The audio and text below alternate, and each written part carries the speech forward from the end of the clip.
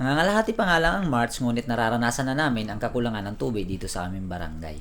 Kung kaya't naisipan namin na maligo dito sa sapa ngayong umaga. Medyo malayo-layo nga ang sapa na ito doon sa amin pero hindi hadlang para kami makarating dito. Ang sapa nga pala na ito ay tabi lamang ng kalsada kung kaya't isakay kami ng motor para mabilis kami makarating dito. At hindi na nga nagtagal pa ay narating na namin ang sapa na aming pakay. Ang ibang part nga ng sapa ay wala ng tubig dahil isang buwan na rin na halos. Swinerte pa nga kami ng aming pagpunta dahil yung ibang part ng sapa na medyo malalalim ay mayroon pang tubig kung kaya't natuloy ang aming paliligo dito. At pagkadating nga namin sa sapa ay may ibon na nahulog dito sa tubig. Napakaganda ang kulay ng ibon na ito at ngayon lang ako nakakita ng ganitong klaseng ibon. Ganda ng ibon, men. Ganda ng kulay, oh. Yung kulay ng bato, yung kulay ng ibon, tingnan mo. Bird. Nahulog to kanina. Pagdating namin, sakto dating namin dito, nahulog siya galing dyan sa taas dyan. Ay lumipad, tapos bumagsak dito sa tubig. Ngayon ako nakakita ng ganito. Hindi naman ganito yung kulay eh. Ganito rin yung itsura niya, pero hindi ganito ang kulay, dablo. Pero ito, wow. Bakit, ano, kulay pula na maroon na hindi maisipan. Parang violet.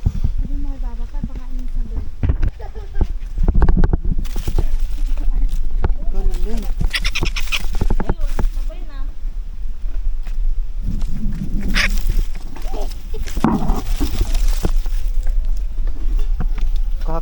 Ganda ng kulay. Gagawin natin dito, lagyan ng sabato para maya maya malipad na yan pag natuyo. Okay. Stay.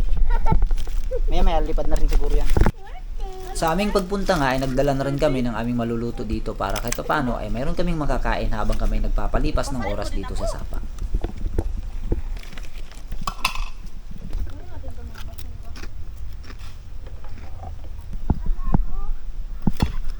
Nagdala na nga rin pala ako ng isang pirasong kawil at isang dipang nylon para habang nagpapalipas ng oras ay mangangawil-ngawil muna ako dito sa sapa na may malalim na tubig. Kasi alam ko na may mga isda dito na isda na kung tawagin dito sa lugar namin ay payo.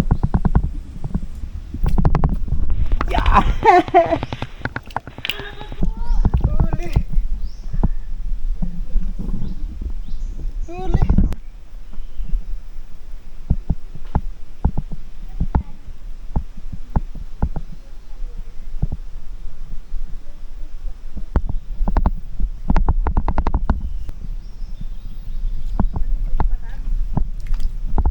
Huli ulit.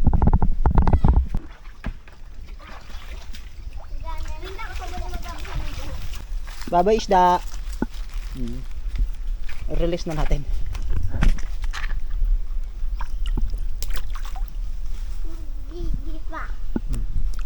Huwag magpahuli ng side.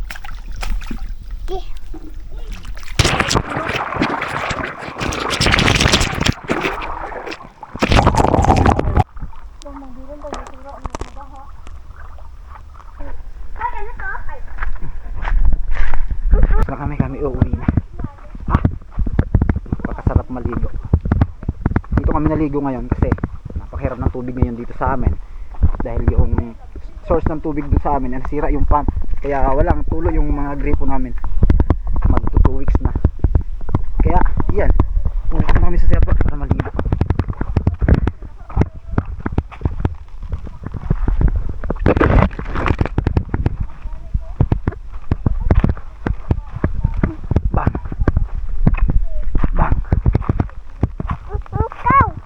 Ikaw yun. Oh. Ah.